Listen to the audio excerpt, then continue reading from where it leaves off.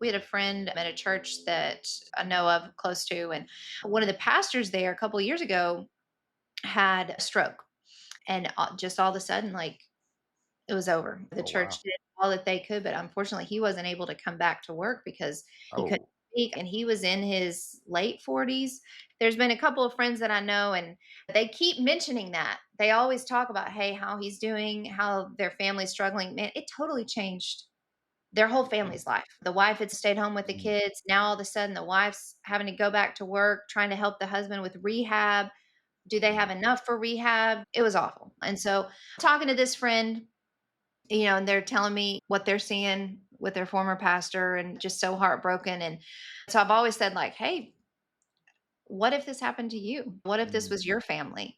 And no one wants to think about that, right? But it's like Yeah. that's what we have to do. We have to ask those questions because I know what's possible. I know what could have been possible, right? So I've just kind of always just said, like, hey, if that's ever something you want to get protected, let me know. We can set that up real quick.